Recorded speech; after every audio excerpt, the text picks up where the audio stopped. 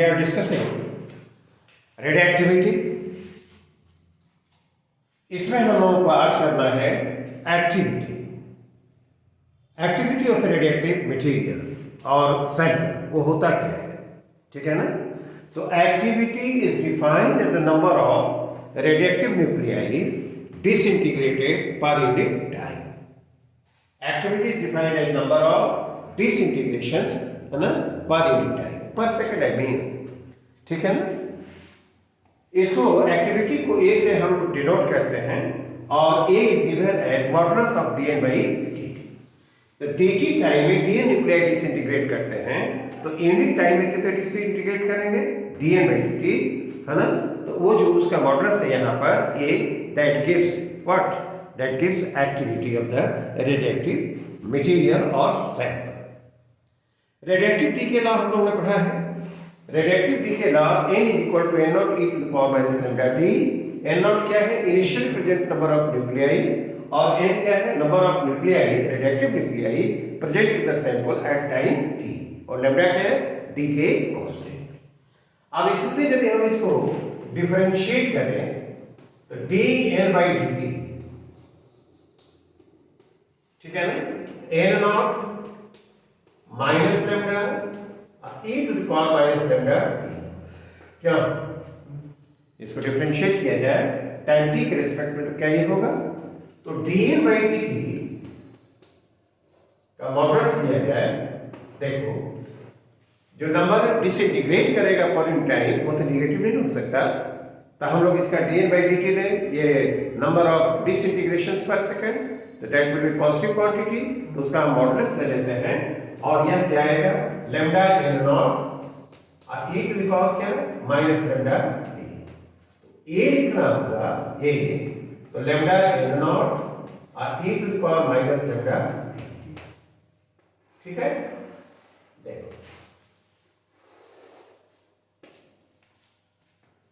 Right, at time t is equal to 0, at time t is equal to 0 a is equal to a not.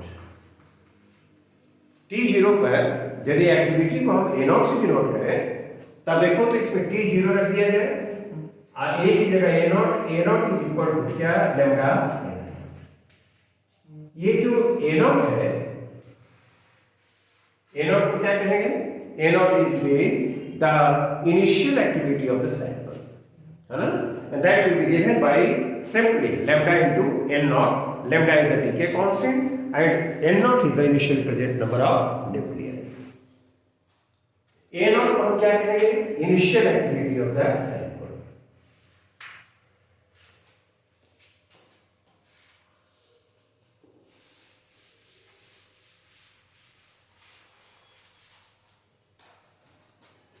A naught is the initial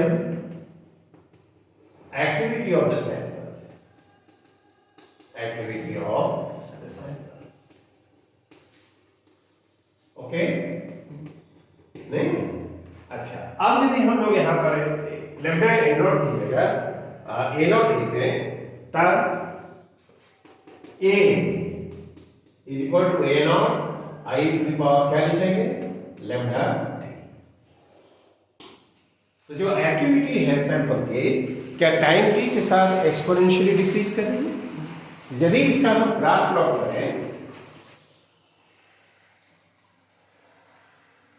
t को इस पर plot किया जाए और a को इस पर प्लॉट किया जाए, ठीक है ना, तो हम क्या पाएंगे, क्या इस तरह का होगा, ये एक्सपोनेंशियल डिक्रीज है।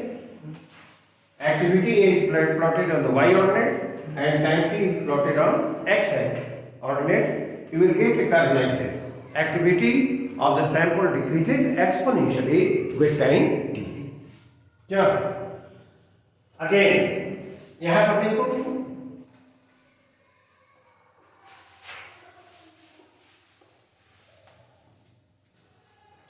ये जो यहाँ पर जो देख रहे हो ये a नॉट है, इनिशियल एक्टिविटी, ये टाइम t 0 पर, ठीक है ना, as time t goes to infinity, activity A will go to G, right? अब यहां पर एक और लिखा है, यहां पर इस तरह से सोचा है लोग,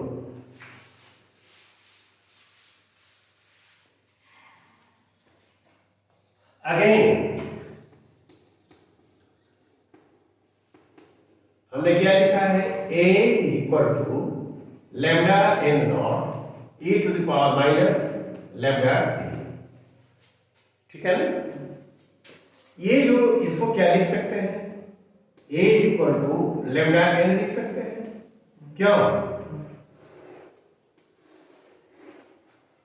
जहां पर n क्या है, n naught e to the power minus lambda t. n is the number of radioactive nuclei present at time t. तो किसी समय t पर प्रेजेंट नंबर यदि n है तो उसके कॉरेस्पॉन्डिंग जो एक्टिविटी होगी वो सिंपली लैम्डा n के बराबर होगी। क्लियर? यदि मान लो कि यहां पर हम ऐसे प्रॉब्लम पूछें, दो रेडियोएक्टिव मटेरियल्स हैं, ऐसे सोचो, A को इस पर प्लॉट किया गया और टाइम t को इस पर प्लॉट किया गया, ठीक है? यहां पर हम इस तरह से एक के लिए पार है और ये दूसरे के लिए पार है, यह A है और ये क्या है, B है। इसके लिए लैम्डा A D के कांस्टेंट है और इसके लिए क्या है, लैम्डा B, ठीक है ना? एक्टिविटी ज्यादा तेजी से किसकी डिक्रीज कर रही है, A की।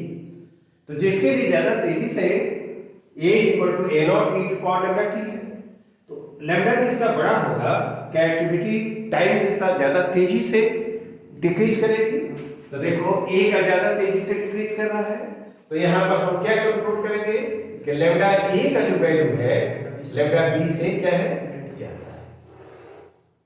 Lambda A is greater than lambda B, क्यों? ये ग्राफ को देखा जाए तो उससे हम कंक्लूड करेंगे कि A के लिए जो D के कांस्टेंट का वैल्यू है वो B के लिए D के कांस्टेंट से ज्यादा है, होना चाहिए। अच्छा, सेकंड चीज कि यदि इनिशियल एक्टिविटी A की A नॉट लिखे, A नॉट A, ठीक है ना, और B के लिए हम लोग A नॉट B लिखें, ठीक है ना, तो both the curves start from the same point. इसका मतलब दोनों की इनिशियल एक्टिविटी क्या है, इक्वल है। देखो कैसा है, both the curves start from the same point on the A object. यह कंक्लूड करेंगे कि ए और बी दोनों की इनिशियल एक्टिविटी सेम है, ठीक? और ये जो देख रहे हो कि इसकी एक्टिविटी ज्यादा तेजी से डिक्रीज कर रही है ए की बी के कंपैरिजन में, तो A के लिए जो D के कांस्टेंट है वो B के लिए D के कांस्टेंट से बड़ा है, ज्यादा है। क्या इस तरह के कोई ऑब्जेक्टिव क्वेश्चंस दिए जाए तो क्या हम ऐसा कर सकते हैं?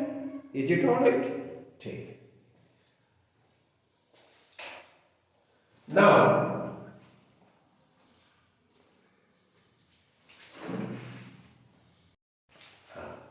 let us see this problem. Half life time for a radioactive sample is capital T. ठीक है? Activity of the sample at time t1 is A1 and at later time t2 the activity of the sample is A2. हमसे पूछा जा रहा है कि during this interval of time radiative sample के कितने न्यूक्लियाई डिसइंटीग्रेट करते हैं, ठीक है ना? तो टाइम t1 पर एक्टिविटी A1 है, अब उस समय जो प्रेजेंट नंबर है वह हम N1 कहें। तो हम लोग देखा था A is equal to lambda n, ठीक है ना, A equal to lambda n। t समय पर present number of nuclei n है, तो उस समय जो सैंपल की एक्टिविटी होगी A, that will be simply equal to lambda n। तो t1 समय पर एक्टिविटी A1 दी हुई है, अब present number of nuclei n1 है, तो क्या A1 को हम लिखेंगे लैम्डा n1? क्यों नहीं? तो A1 क्या हो जाएगा, क्या A1 बाई लेमडा। होगा कि नहीं होगा? Lambda is the decay constant for the sample. Similarly n2 लिखेंगे, t2 समय पर एक्टिविटी क्या है? a2 है। तो जो n2 उस समय जो प्रेजेंट नंबर ऑफ न्यूक्लियाई होगा n2, तो that can be written as क्या? a2 by lambda. ये 2 हो गया। तो देखो t1 समय पर प्रेजेंट नंबर n1 है और t2 समय पर प्रेजेंट नंबर n2 है, ठीक है ना? तो जो न्यूक्लियाई डिसइंटीग्रेट करेंगे तो वह डेल्टा n लिखा जाए, तो वह क्या? n1 माइनस n2 होगा। जैसे मान लो कि एक क्लास में अभी t1 समय पर 100 स्टूडेंट्स हैं और t2 समय पर प्रेजेंट नंबर जो है वो कितने के बराबर है? वह प्रेजेंट नंबर 50 है, ठीक है ना? तो कितने इस during this interval of time कितने स्टूडेंट यहाँ से बाहर गए? पहले जो प्रेजेंट थे 100 और फिर t2 समय पर जो प्रेजेंट नंबर है 50, तो 100 माइनस 50 जो होगा वही नंबर होगा of the students who have gone out from the class. क्यों ऐसा हो गया कि नहीं? तो जो डिसइंटीग्रेटेड न्यूक्लियाई हैं डेल्टा n लिखेंगे, वह n1 माइनस n2 होना चाहिए। तो n1 कितने के बराबर है बताओ तो? क्या a1 बाई लेमडा है और n2 क्या है? a2 बाई लेमडा है। क्यों? तो हम 1 बाई लेमडा को बाहर कर दें और a1 माइनस a2 कैसे लिख सकते हैं? आप देखो, since t is equal to क्या ln2 बाई लेमडा होता है, ये half life time, this is given by ln2 by lambda, lambda is के कांस्टेंट। तो क्या ये 1 बाई लेमडा लिखना होगा, तो दिस इज इक्वल टू क्या t बाई ln2 है, क्या ऐसा लिखा जाएगा? इसलिए हम क्या लिख सकते हैं? देन डेल्टा n जो आएगा वह क्या होगा? t 1 बाई लेमडा की जगह लिखेंगे और यहाँ a1 minus a2 divided by ln, क्या ऐसा होना चाहिए? Is the answer correct? जो during this interval of time जो न्यूक्लियाई डिसइंटीग्रेट करेंगे उनका नंबर t जो हाफ लाइफ टाइम दिया हुआ है और t1 t2 समय पर जो एक्टिविटी है वह a1 a2 भी दिया हुआ है और ln2 का वैल्यू हम लोग जानते हैं, ठीक है ना? तो क्या हम लोग कैलकुलेट कर सकते हैं कि during this interval of time radioactive nuclei कितने नंबर में क्या हुए? डिसइंटीग्रेट की। I think this is all. Now let us consider the second problem. Second problem में देखते हैं कि activity of a sample, radioactive sample is A1 at time t1 और लेटेंट टाइम t2 पर उसकी एक्टिविटी क्या है? A2 है, ठीक है ना?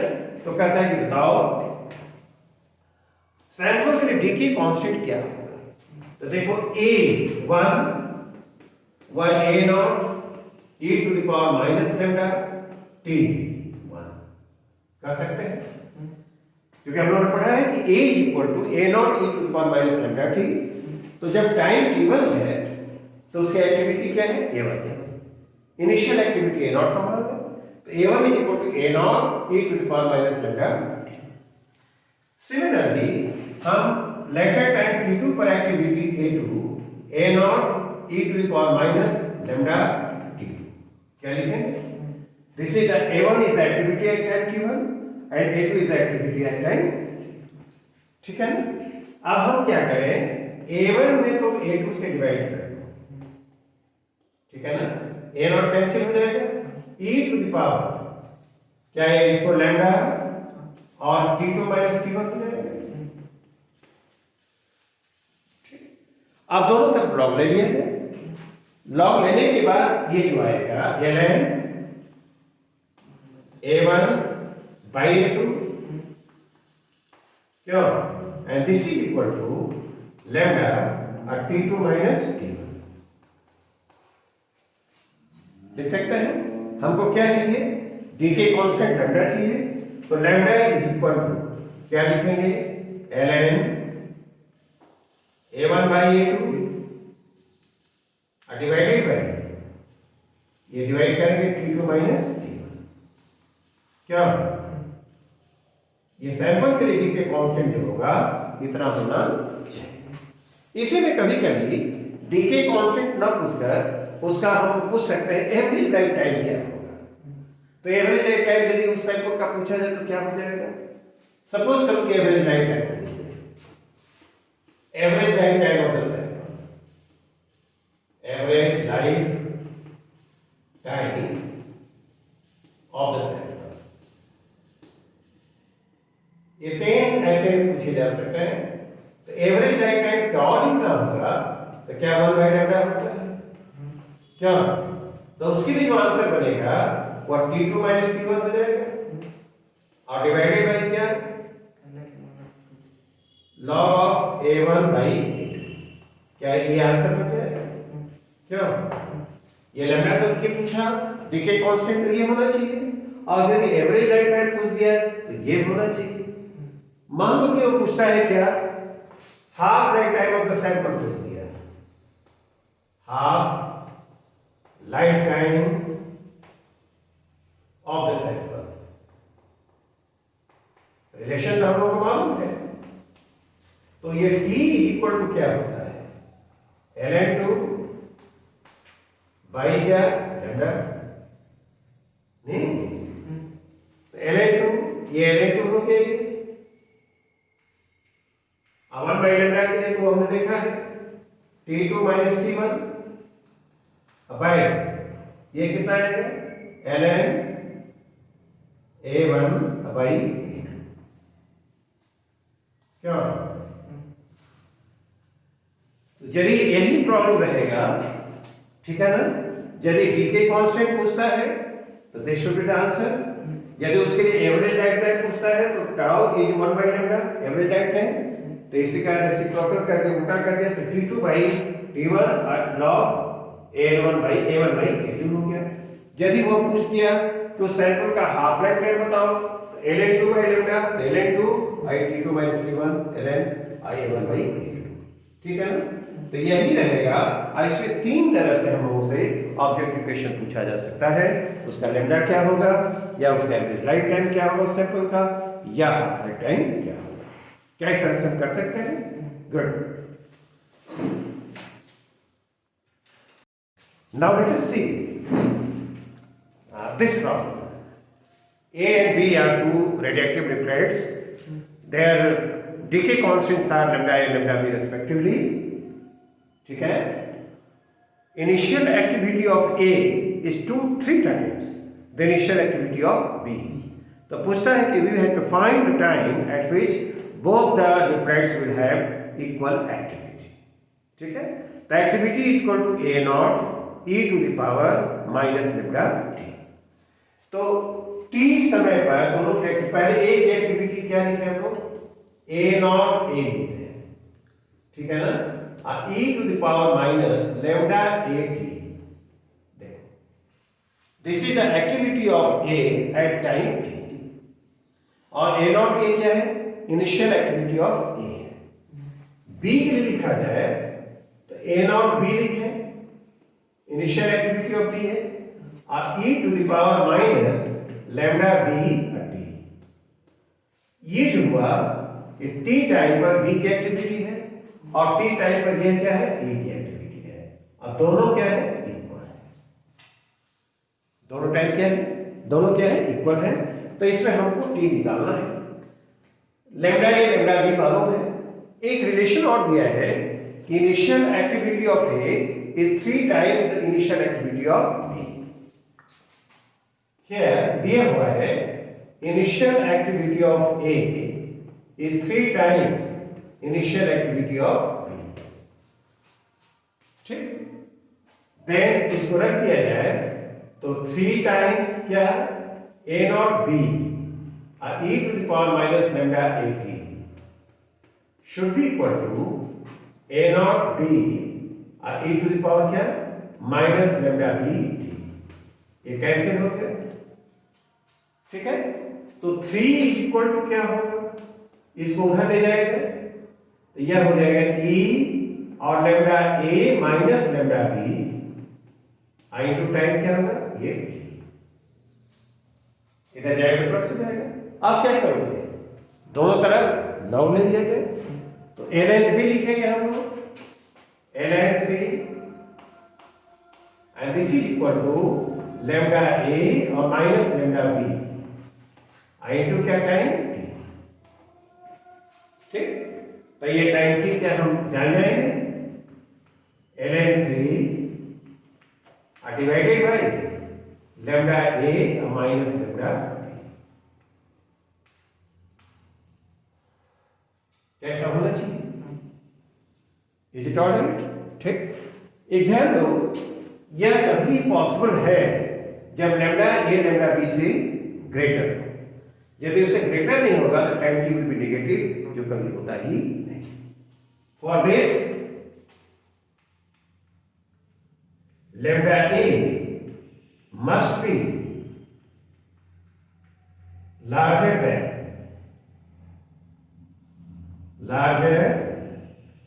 देन क्या, लेमडा लेमडा ए को लेमडा बी से बड़ा होना चाहिए। I think this is all right. ठीक है ना।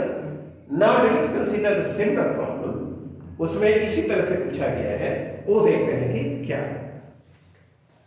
देखो तो इसमें ए और बी दो रेडिएक्टिव न्यूक्लाइड्स हैं, their decay constants are lambda A lambda B respectively. ठीक है, जो ए की एक्टिविटी है, इनिशियल एक्टिविटी, वह बी की activity at time T naught के इक्वल है। Initial activity of A is equal to the activity of B at time T naught. Concept पूछा जा रहा है कि find the time at which both nuclides will have equal activity. Similar, तो उसको हम करना चाहें तो कैसे देखेंगे, ऐसे देखेंगे।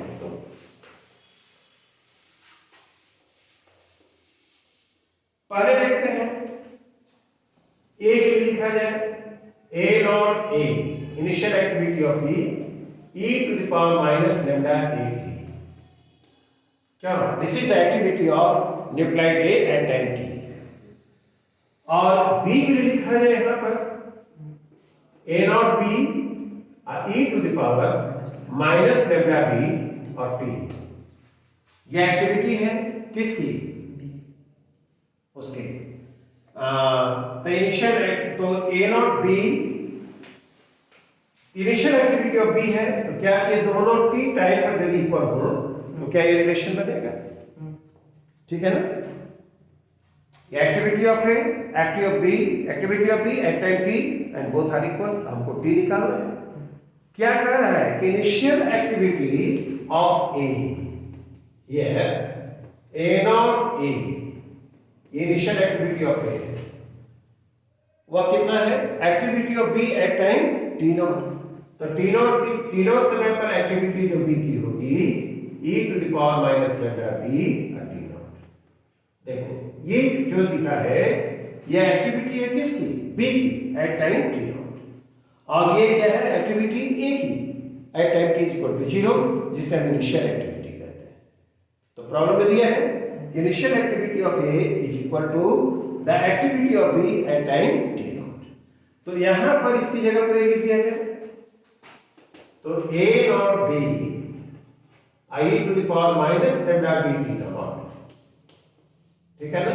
देखो ए नॉट ए की जगह लिखा e to the power minus lambda A T, and this should be equal to A naught B e to the power minus lambda B T. ठीक, कैसे लिख सकते हैं।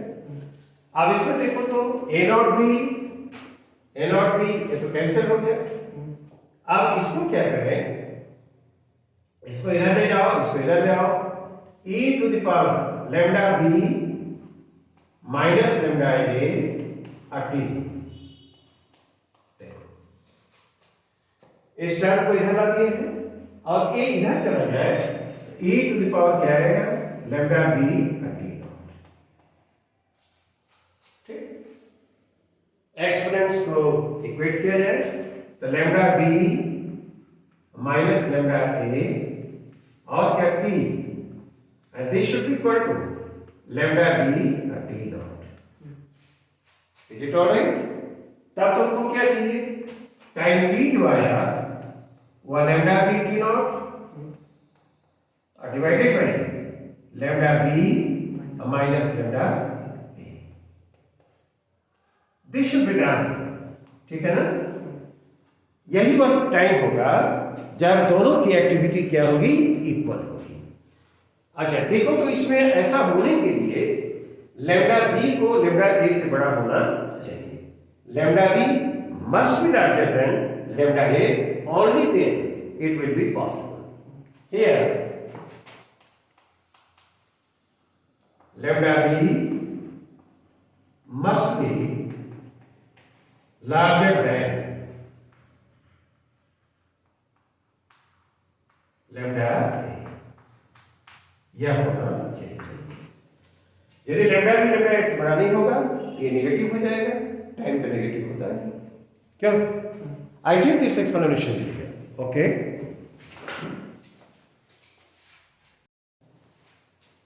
See this problem. ये प्रॉब्लम थोड़ा सा डिफिकल्ट है और इसको सीरियसली जरा देखना है।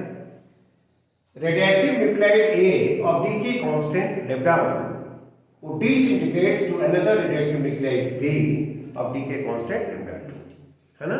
A डिसइंटीग्रेट करता है तो B बनता है, और B जो बन रहा है वह भी रेडिएक्टिव ही है।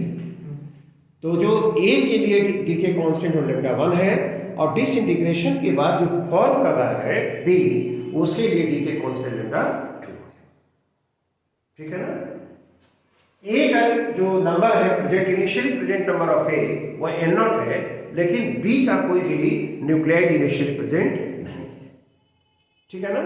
तो कहता है कि बी के जो न्यूक्लियाइड होंगे उनको हम as a function of time t कैसे जान सकते हैं। We have to find the number of nuclide of B into as a function of time T, ठीक?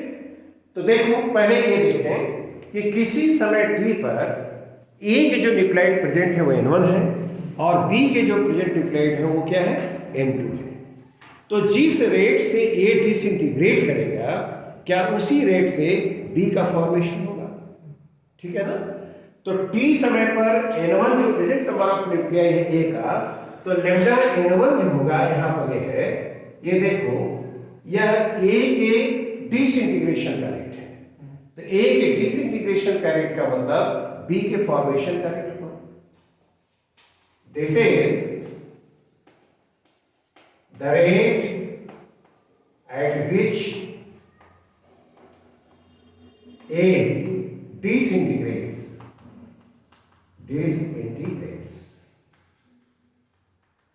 है ना? Lambda 1 N1, this is the rate of disintegration of A. तो A जिस rate से डिसइंटीग्रेट करेगा, क्या उसी रेट से बी का फॉर्मेशन होगा? तो यह जो हुआ, यह क्या है? This is the rate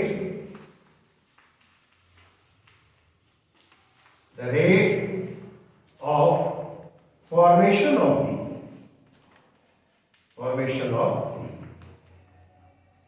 A के डिसइंटीग्रेशन का जो रेट होगा वही बी के फॉर्मेशन का रेट होगा। और टी समय में प्रोजेक्ट न्यूक्लियाई ऑफ बी जो है N2 है, तो यह जो तुमको दिखाई पड़ रहा है यह क्या है? रेट ऑफ डिसइंटीग्रेशन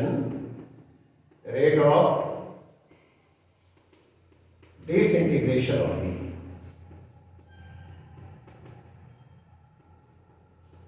ठीक? तो इस रेट से बी का फॉर्मेशन हो रहा है, यानी पर यूनिट टाइम इतने न्यूक्लियाई बी के फॉर्म हो रहे हैं, और इतने न्यूक्लियाई पर यूनिट टाइम क्या होते हैं? डिसइंटीग्रेट कर रहे हैं। तो दोनों का जो डिफरेंस होगा, that will be the rate of accumulation of the nuclide of B. उस रेट से बी के न्यूक्लियाई क्या होंगे? एक्युमुलेट करेंगे, ठीक है ना? और उसको d into by d t हम लिख रहे हैं। इक्वेशन क्लियर है? अब एक काम किया जाए कि इस टर्म, ये जो टर्म है ए, इसको तो इधर ला देंगे तो क्या होगा? D N2 by d t plus lambda 2 n2, this is equal to lambda 1 और क्या n1, ठीक है। lambda 1 लिखा, n1 क्या होगा, n0 is the initially present number of nuclei of A, n0 हो गया e to the power minus lambda 1 और ये क्या है, कैसे लिख सकते हैं, ठीक है। अब दोनों तरफ e to the power lambda 2t से मल्टीप्लाई कर दो, लेट अस मल्टीप्लाई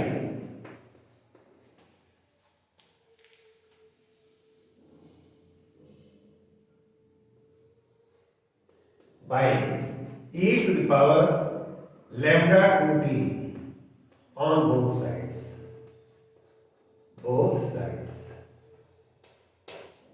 ठीक है ना।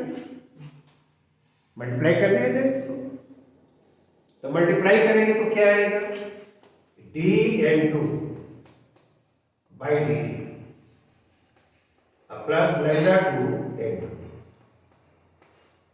e to the power lambda 2t, this is equal to lambda 1 n0 e to the power minus lambda 1t e to the power क्या होगा lambda 2t, इसको हम lambda 1 n0 e to the power minus lambda 1 minus lambda 2 आइए क्या लिखेंगे, लिख सकते हैं, माइनस बाहर कर दिया जाए, ये क्या होगा e पर पावर ये माइनस lambda 1t या प्लस lambda 2t होगा, अब माइनस बाहर लाके लिख सकते हैं इसको, ठीक है। अब देखो इसको कैसे लिखा जा सकता है। सबसे जो इसमें ध्यान देने लायक बात है, इस इक्वेशन को कैसे लिखा है, this is the basic point. और उसके बाद जो सम मैथमेटिकल ट्रिक जिसे हम इसको सॉल्व करेंगे। अब यहां पर ये देखो तो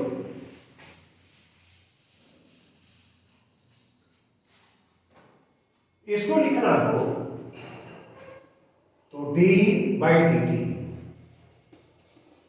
n2 e to the power lambda 2t and this is equal to lambda 1 n0 e to the power minus, अब ब्रैकेट में क्या है lambda 1 minus lambda 2 और ये क्या है, ये कैसे लिखा है, ये देखो ये जो एक्सप्रेशन है यह इसको हम उतना लिख सकते हैं, जैसे इसको ये n2 e to the power lambda 2 है, इसको डिफरेंशिएट करो तो पहले n2 को डिफरेंशिएट किया तो क्या लिखोगे dn2 by dt और इनटू क्या हो जाएगा e to the power lambda t plus n2 को रहने दो नहीं, और इसको डिफरेंशिएट करो तो उसको डिफरेंशिएट करोगे तो lambda 2 n2 हो जाएगा e to the power lambda 2t। ये जो एक्सप्रेशन है इसको हम इतना लिख सकते हैं, ठीक है।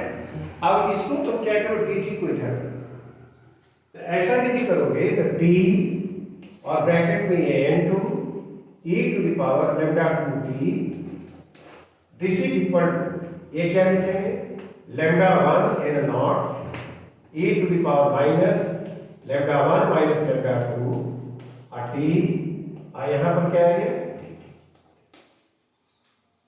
ये dt इधर कर दिया। अब इसको इंटीग्रेट करना है, let us integrate this, let us integrate this.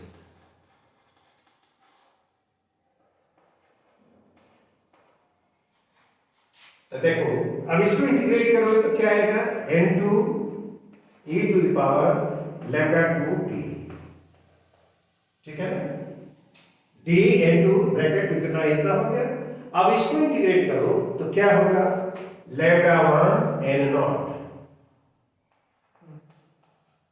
इसका इंटीग्रेशन करोगे तो e to the power minus lambda 1 minus lambda 2 t divided by t का कोफिशिएंट तो वो कितना है माइनस lambda 1 और माइनस lambda 2, ठीक। और यहां पर अपने मन से हमने यहां पर सी लिया, ये कांस्टेंट ऑफ इंटीग्रेशन है, ठीक। इसको इंटीग्रेट किया है तो इसको इंटीग्रेट करेंगे तो देखो लैम्डा 1 और n नॉट है ही, इसको इंटीग्रेट किया तो उतना ही रह जाएगा और t का कोफिशिएंट यहाँ रख दिया, आई कांस्टेंट ऑफ इंटीग्रेशन c रख दिया। अब कांस्टेंट ऑफ इंटीग्रेशन c को हम लोग डिटरमिन करेंगे वो क्या होना चाहिए। तो देखो कंडीशन है कि t0 पर b का कोई न्यूक्लियाई प्रेजेंट नहीं है, यानी n2 will be 0 at time t is equal to 0। इसको मिटाए at time t is equal to 0, no nuclei of B are present. At time t is equal to 0, at time t is equal to 0, n2 is equal to 0. तो देखो इसमें क्या करेंगे कि t 0 कर दें और n2 को 0 कर दें, तो n2 0 होगा तो ये 0 हो जाएगा पूरा, तो ये 0 हो गया and this is equal to, ये t 0 कर दोगे तो ये टर्म 1 हो जाएगा, तो यहां पर लिखेंगे lambda 1 n naught bye minus lambda 1 minus lambda 2 plus c। ठीक, तो जो c आएगा जो कांस्टेंट है वो lambda 1 n naught by lambda 1 minus lambda 2। देखो c का वैल्यू जो कांस्टेंट c है वह इतना होना चाहिए। अब इसमें c का वैल्यू रख दिया जाए, तो c का वैल्यू रखेंगे देखो यह क्या करेगा, ये जो हमारे पास इक्वेशन है n2 e to the power lambda 2t and this is equal to minus lambda 1 n naught e to the power minus lambda 1 minus lambda 2 t by lambda 1 minus lambda 2। देखो ये माइनस हमने यहां पर कर दिया है, अब प्लस c की जगह जो लिखेंगे वह क्या है lambda 1 n naught, ठीक है ना, और lambda 1 minus lambda 2, ये लैम्डा 1 है, ठीक है। अब देखो तो मैं एक काम करूं, ये लैम्डा 1 n नॉट को कॉमन ले, तो लैम्डा 1 माइनस लैम्डा 2 हो गया, इसको कॉमन लिया जाए तो यहां पर प्लस 1 लिख देते हैं उसी जगह पर, और माइनस यह क्या आ जाएगा e to the power minus lambda 1 minus lambda 2 और ये हो जाएगा। हमको n2 लाना है तो e to the power lambda 2 को इधर कर दिया जाए, तो यह जो n2 आएगा यहाँ this should be equal to lambda 1 n naught by lambda 1 minus lambda 2, ठीक है। अब यहाँ क्या करेंगे e to the power lambda 2t है तो 1 बाई इतना हो जाएगा, तो e टू द पावर ये लिखेंगे minus lambda 2t minus e पर पावर, देखो वहां पर e to the power lambda 2t है वो तो कैंसिलेशन के बाद यहां जो बनेगा माइनस लैम्डा 1t, ये देखो e आ जाएगा, यहां पर ये जो तुमको मिल गया है ये दिस इज क्या n2 as a function of time t हो गया, तो n2 as a function of time t lambda 1 n naught lambda 1 by lambda 2 अब ब्रैकेट में e to the power minus lambda 2t minus e to the power minus lambda 1, ये होना चाहिए। I think this is alright.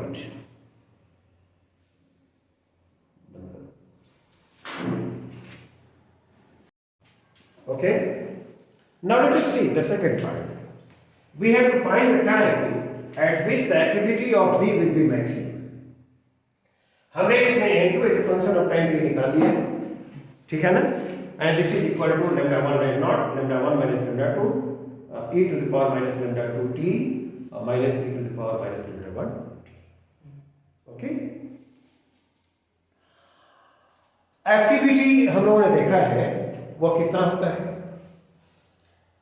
A is equal to lambda N. किसी समय present number of nuclei N हो तो उसके corresponding जो activity होगी सैंपल की वो लेमडा टाइम्स क्या होता है, एन होता है। यानी कि प्रेजेंट नंबर ऑफ न्यूक्लियाई यदि क्या हो उतना हो तो वो हम लोग एक्टिविटी जब देख रहे हैं तो एक्टिविटी मैक्सिमम कब होगा, जब N2 मैक्सिमम होगा। तो N2 मैक्सिमम होने के लिए dN2 by dt, d के रिस्पेक्ट में इसका डिफरेंशिएशन क्या होना चाहिए, जीरो होना चाहिए। For the activity B of B to be maximum,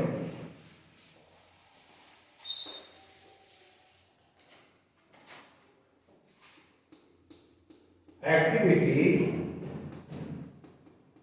of B to be maximum, N2 must be क्या, maximum। ठीक है, ये मैक्सिमम होना चाहिए। N2 क्या है, number of nuclei of B at time t, ठीक है ना। और A इज इक्वल टू हम लोग देखा है लेमडा n, ठीक है ना। लेमडा और प्रेजेंट नंबर ऑफ न्यूक्लियाई का जो प्रोडक्ट होगा that will give the activity of the sample. तो यह B का एक्टिविटी मैक्सिमम होने के लिए N2 को मैक्सिमम होना चाहिए और N2 को मैक्सिमम, एंड फॉर दिस क्या होना चाहिए, dN2 by dt should be equal to 0।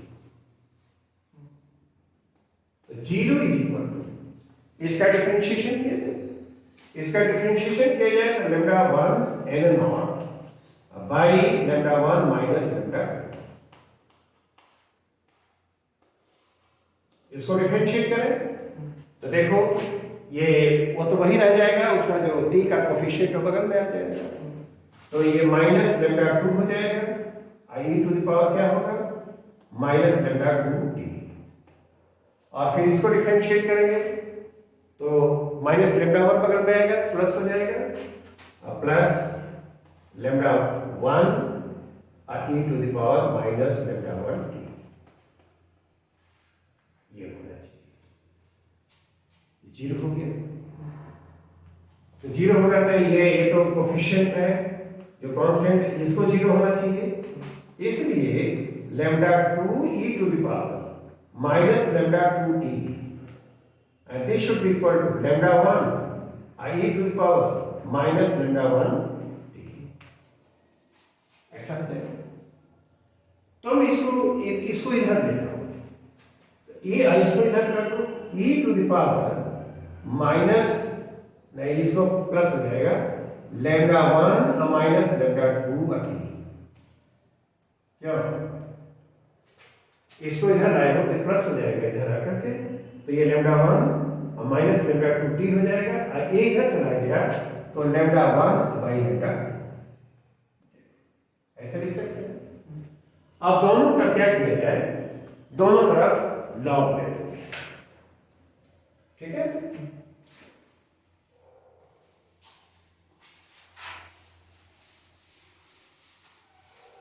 Log लिए जाए तो ये लॉग लेने के बाद लेमडा 1 माइनस लेमडा 2 t होगा, and this is equal to ln lambda 1 by lambda 2, ठीक है। तो टाइम t जो आएगा वो क्या है, ln lambda 1 by lambda 2 divided by lambda 1 माइनस लेमडा 2। यही टाइम होगा, this is the time at which the activity of B will be maximum. I think this answer is correct. Okay, and that's all for today. Thank you.